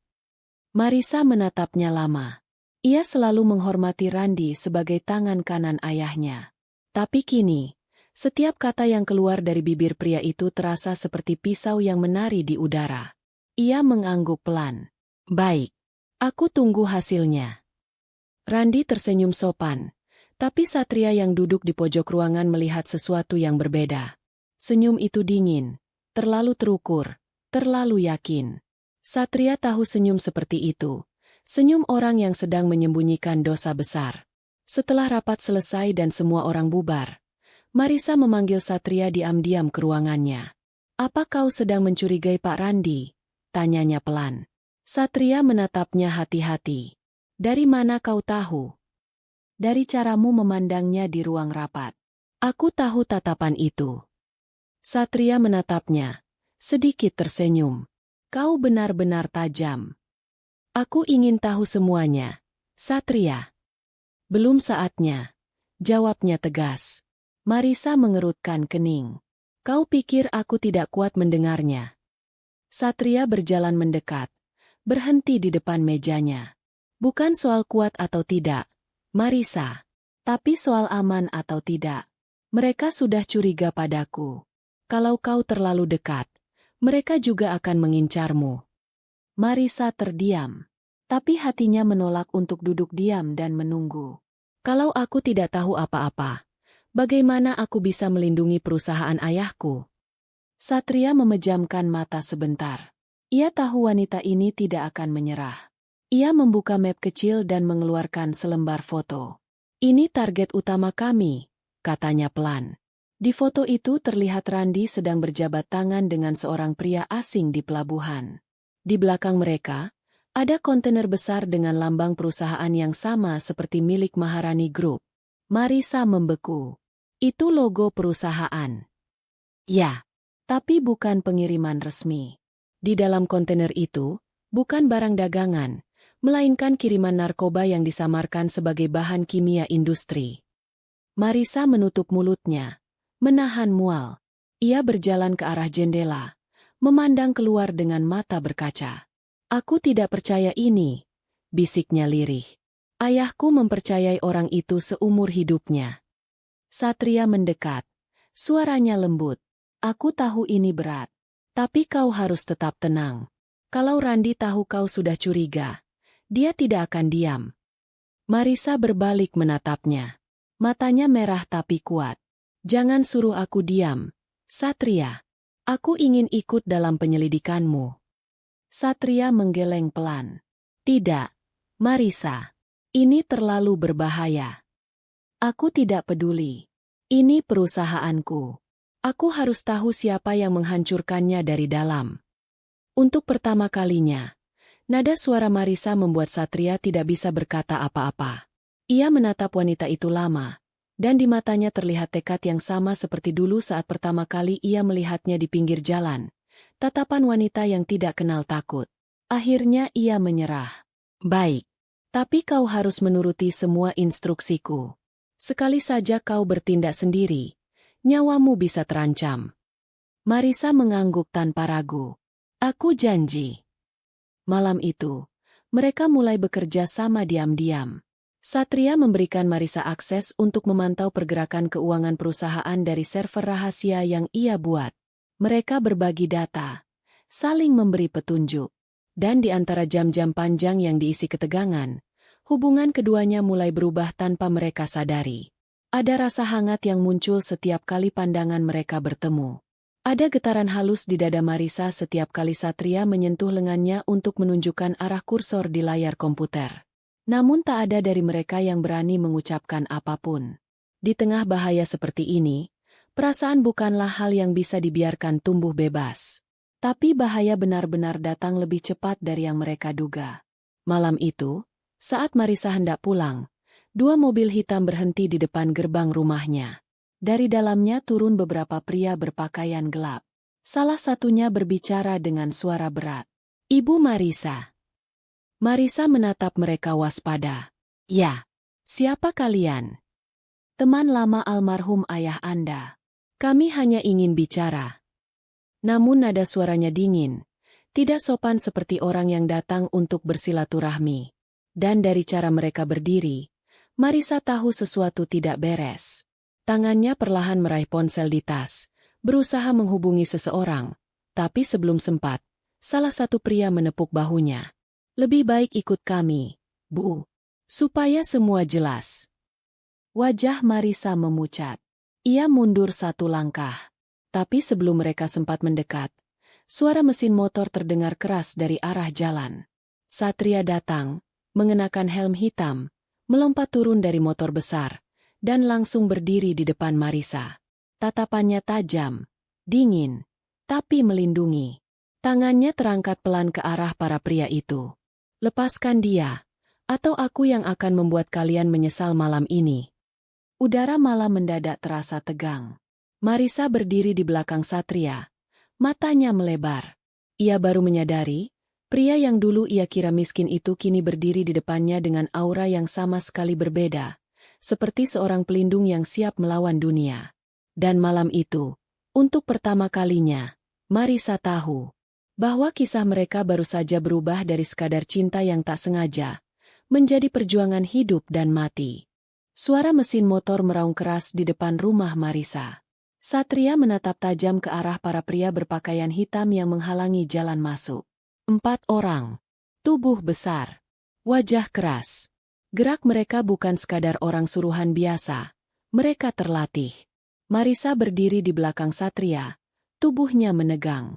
Angin malam berembus dingin, membawa aroma tanah basah sisa hujan sore tadi. Pria paling depan, berwajah parubaya dengan bekas luka di pipi, melangkah maju sambil tersenyum sinis. Jadi ini yang katanya mekanik bengkel? Hebat juga, bisa dekat dengan CEO cantik ini. Satria tidak menjawab. Matanya mengamati sekeliling, mencari celah. Jalanan sepi. Tidak ada warga yang lewat. Ia tahu, orang-orang ini tidak datang untuk bicara. Mereka datang untuk menculik Marisa. Marisa berbisik di belakangnya. Suara pelan tapi penuh panik. Satria, siapa mereka? Satria tak menoleh. Orang-orang Randi. Mereka datang karena tahu kau sudah terlalu banyak tahu. Pria di depan tertawa pendek. Ah, jadi bocor juga. Sayang sekali, cantik. Harusnya kau diam saja. Sekarang, ikut kami. Satria bergerak cepat. Satu langkah ke depan. Satu pukulan keras melayang ke rahang pria itu. Tubuhnya langsung terhuyung. 2 orang lainnya maju bersamaan. Tapi Satria menepis serangan mereka dengan gerakan terlatih, memutar tubuh dan menendang satu ke arah dada, membuatnya terjatuh menabrak mobil yang terparkir. Suara benturan logam memecah keheningan malam. Marisa mundur beberapa langkah, menutup mulut, tak percaya dengan apa yang dilihatnya. Satria bergerak begitu cepat, seperti bayangan di bawah cahaya lampu jalan yang temaram. Dalam hitungan detik, 3 dari 4 pria itu sudah terkapar. Yang terakhir mundur pelan sambil mengeluarkan pistol dari balik jaketnya. Marisa menahan napas. Namun sebelum pria itu sempat mengangkat senjatanya, Satria menendang batu kecil ke arah tangannya. Bunyi logam beradu keras. Pistol itu terjatuh ke tanah, dan Satria langsung melompat maju, menendang kaki pria itu hingga tumbang. Suasana kembali hening. Hanya suara jangkrik dan napas Satria yang tersisa di udara. Ia berbalik, menatap Marisa. Cepat, ikut aku. Mereka tidak datang cuma berempat. Marisa mengangguk gemetar. Ia mengikuti langkah Satria yang cepat. Keduanya naik ke motor besar itu. Begitu mesin dihidupkan, suara knalpot menggema memecah malam. Pegangan yang kuat, kata Satria. Marisa memeluk pinggangnya erat-erat. Lalu motor melesat menembus gelap, meninggalkan rumah dan para pria yang terkapar di halaman. Malam itu jalanan kota terasa panjang dan sunyi. Lampu-lampu jalan berganti cepat di mata Marisa. Angin malam menusuk wajahnya, tapi ia tidak peduli. Hanya ada satu suara yang ia dengar, detak jantungnya sendiri dan raungan mesin yang membawa mereka pergi dari bahaya. Satria mengendarai motor tanpa arah ke pusat kota, lalu berbelok tajam ke jalan kecil yang hanya dikenal orang-orang tertentu. Mereka berhenti di depan bangunan tua yang tampak tak terawat, bekas gudang yang sudah lama kosong. Marisa turun, memandang sekitar dengan waspada. Di mana kita? Tempat aman. Ini pos rahasia timku. Hanya aku dan 2 rekan lain yang tahu lokasi ini, dan sekarang kau juga tahu. Satria membuka pintu gudang. Di dalamnya, ternyata terdapat ruangan kecil dengan meja lipat, beberapa peta, dan monitor yang terhubung dengan kamera pengawas. Marisa menatap takjub. Jadi, ini tempatmu bekerja? Satria mengangguk. Sementara, sampai semua ini selesai. Ia menyalakan lampu kecil. Wajahnya kini tampak lebih serius dari biasanya. Marisa duduk di kursi, masih menggenggam tangan sendiri yang dingin. Satria mengambil air mineral, memberikannya padanya. Minum dulu. Kau gemetar. Marisa menerima, tapi suaranya bergetar. Satria, apa benar Randi yang mengatur semua ini? Ya, dan dia tidak sendirian. Ada seseorang di atasnya yang jauh lebih berkuasa. Marisa mengangkat kepala, keningnya berkerut. Di atas Randi? Siapa? Satria diam. Ia berjalan mendekat ke meja, membuka map hitam, dan mengeluarkan beberapa foto serta dokumen. Orang ini. Marisa menunduk. Matanya membulat ketika melihat foto seorang wanita elegan bergaun mewah. Wajahnya lembut, tapi mata itu, mata yang sangat dikenalnya. Itu. Satria menatapnya hati-hati. Ya, ibumu. Dunia Marisa seakan berhenti berputar. Kedua tangannya perlahan menutupi mulutnya. Air matanya langsung jatuh. Tidak mungkin, Satria. Aku harap aku salah. Suara Satria rendah, namun mantap. Tapi semua bukti mengarah ke sana. Akun atas namanya terhubung dengan transaksi yang digunakan Randi. Ada juga panggilan rahasia di antara mereka. Marisa berdiri gemetar.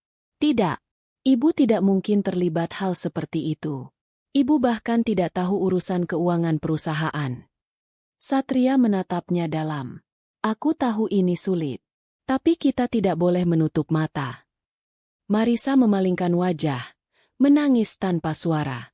Dalam benaknya, potongan kenangan melintas cepat. Ibunya yang sabar, yang selalu menyuruhnya berhenti bekerja terlalu keras, yang sering bilang, "Kau tidak perlu memegang semuanya sendirian, Nak." Kini setiap kalimat itu terasa asing. Oh Tuhan, bisiknya lirih. Kalau benar semua ini. Satria mendekat, meletakkan tangan di bahunya. Marisa, Dengar aku. Kita belum punya bukti penuh. Tapi aku janji akan mengungkap semuanya. Aku tidak akan membiarkan siapapun menyakiti keluargamu, bahkan jika kebenarannya pahit. Marisa menatap wajahnya. Matanya penuh air. Tapi dalam sorot itu ada sesuatu yang baru, kekuatan. Ia menghapus air matanya perlahan. Baik, aku akan membantumu. Aku ingin tahu sendiri kebenarannya. Aku ingin tahu siapa ibuku sebenarnya. Satria mengangguk pelan. Malam itu, dua manusia yang awalnya terikat oleh kesalahpahaman kini bersatu oleh satu tujuan yang sama, mencari kebenaran. Beberapa jam kemudian, Satria duduk di depan monitor sambil mengetik cepat.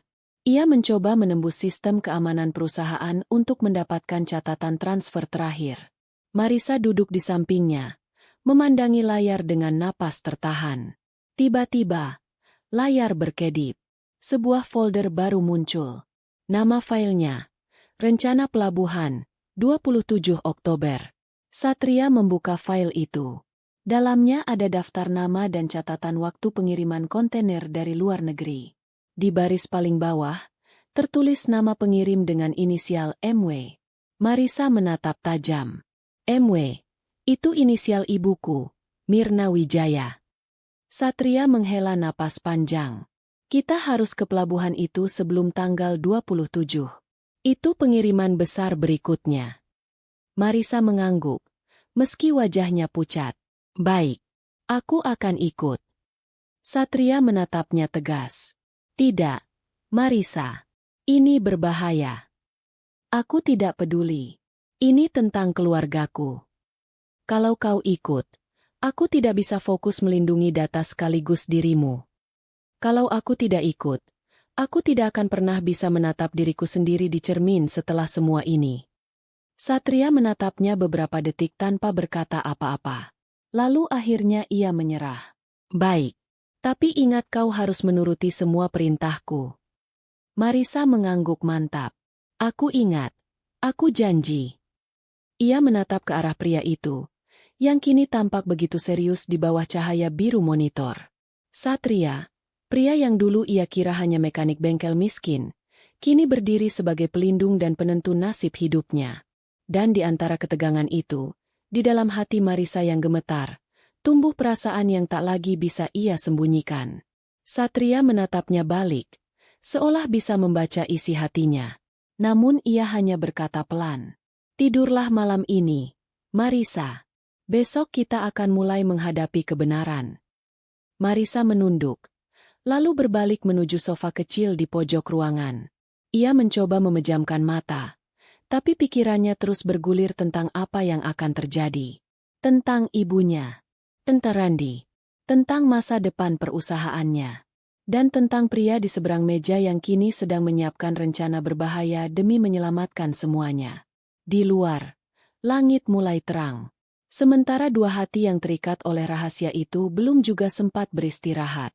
Karena mulai besok, kebenaran yang mereka cari akan mengubah hidup keduanya selamanya. Malam itu, angin laut berembus kencang membawa aroma asin dan suara rantai besi yang bergemerincing. Langit tampak kelabu.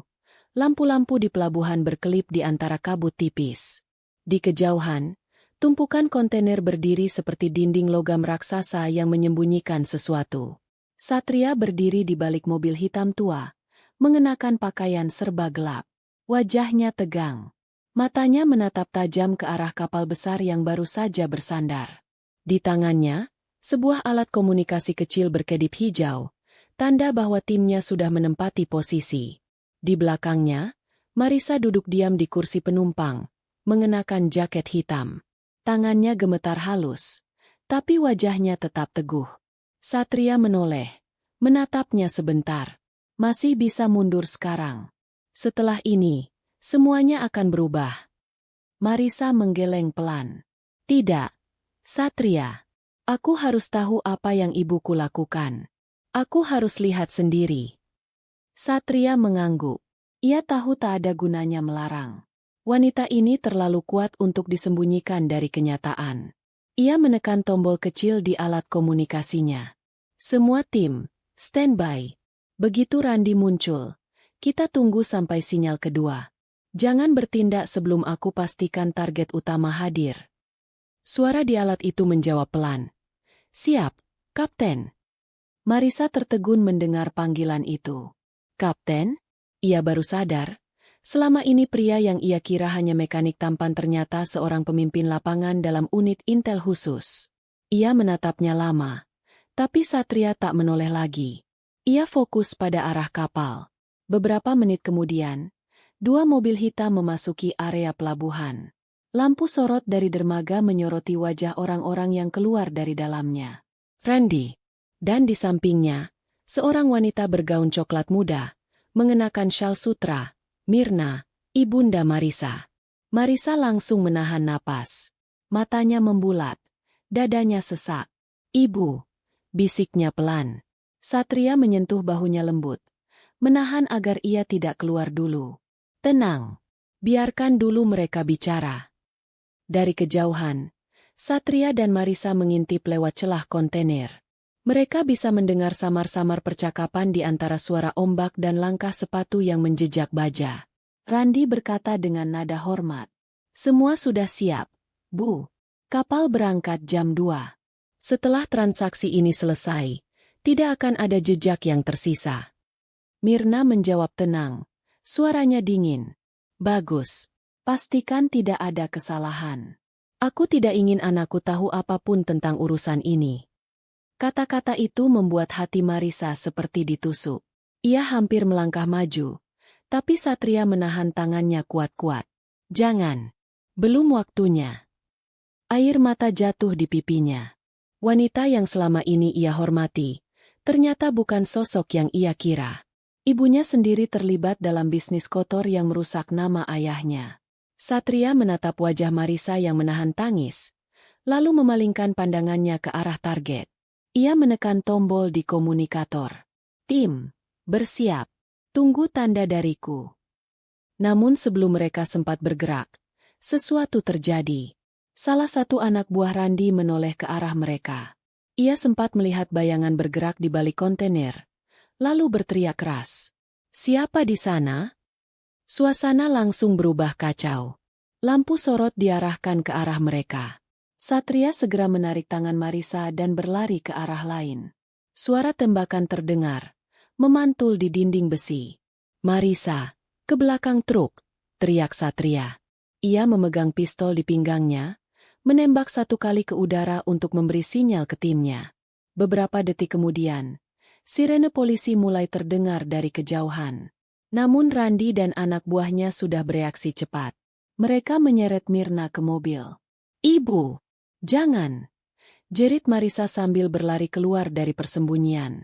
Satria mengejar, tapi Randy menodongkan pistol ke arah mereka. Jangan ikut campur, Kapten. Kalau tidak, aku tembak ibunya. Satria berhenti, menatap tajam. Kau sudah dikepung, Randy. Tidak ada jalan keluar.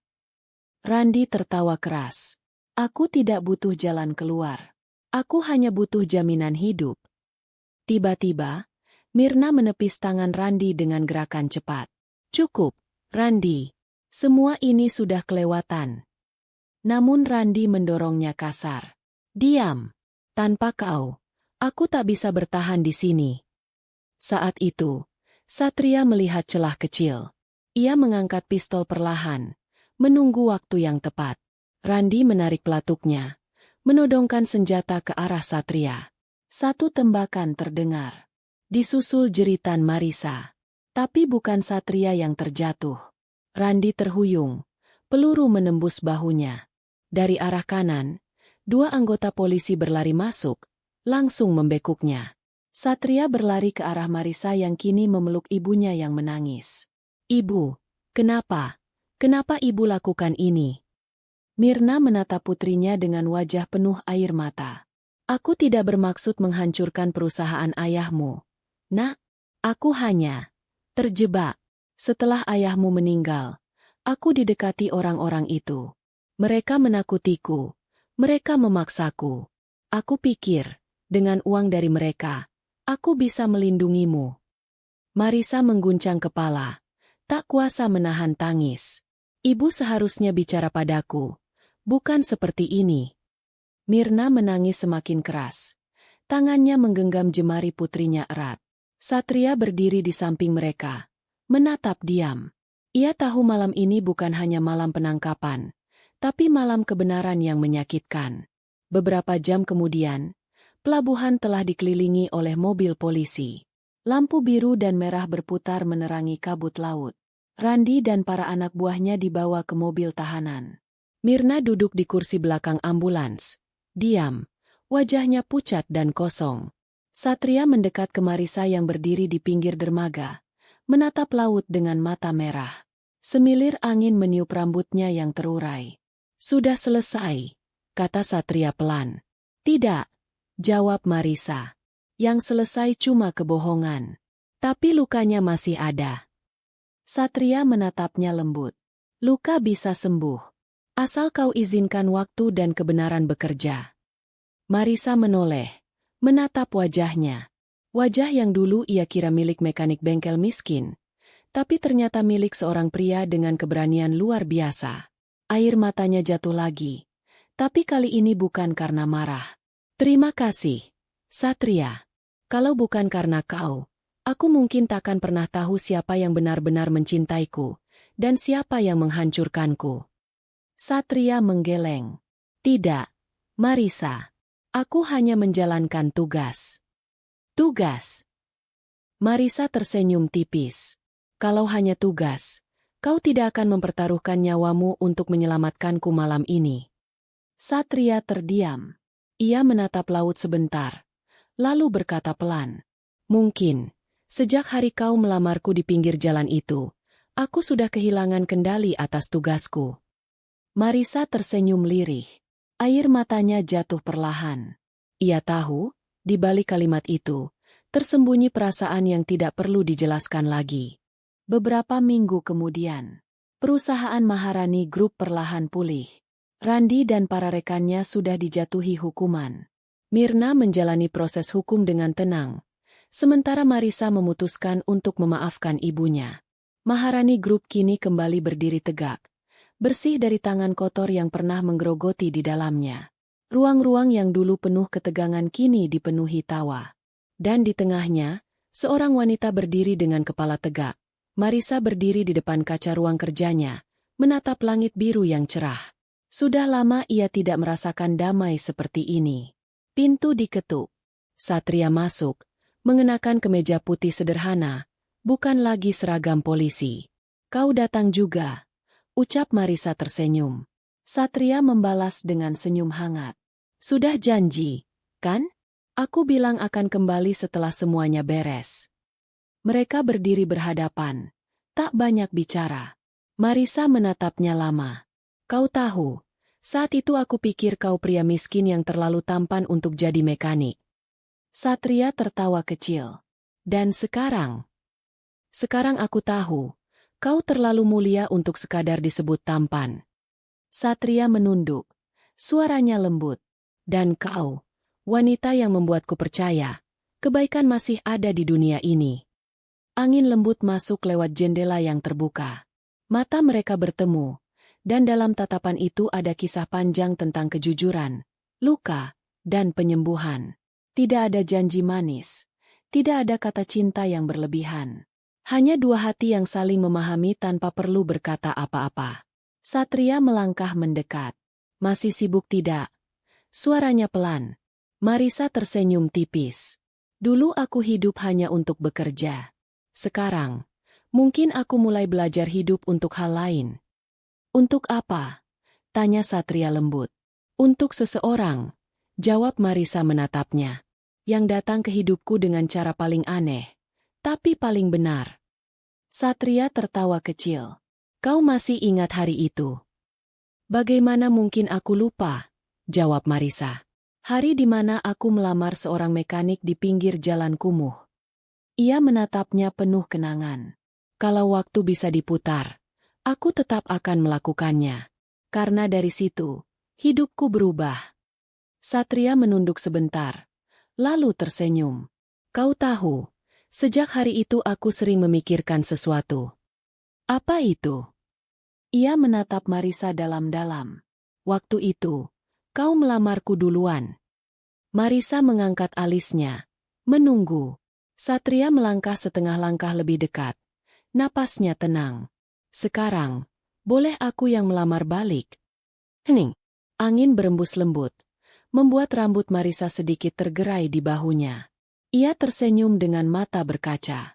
Kalau jawabanmu waktu itu, ya, maka jawabanku sekarang juga sama, ya. Satria menghela napas lega. Matanya menatap Marisa dengan ketulusan yang tidak bisa disembunyikan. Ia menggenggam tangan wanita itu perlahan. Bukan dengan janji besar, bukan dengan kata-kata berlebihan, hanya dengan keheningan yang penuh makna. Di atas mereka, langit pagi mulai cerah. Burung-burung terbang rendah melewati papan besar bertuliskan Maharani Group, yang kini berdiri lebih tegak dari sebelumnya. Dua sosok itu melangkah berdampingan keluar dari gedung, menyusuri jalan yang pernah membawa mereka pada pertemuan takdir. Kali ini bukan sebagai bos dan mekanik, bukan sebagai agen dan target, tapi sebagai dua hati yang akhirnya pulang. Dan di bawah langit yang biru itu, kisah mereka berakhir. Bukan dengan perpisahan, tapi dengan awal yang baru. Cerita selesai. Sahabat semua, kadang Allah menulis takdir dengan cara yang tak kita pahami. Marisa tak pernah tahu, pria yang ia temui di jalan itu bukanlah sembarang orang.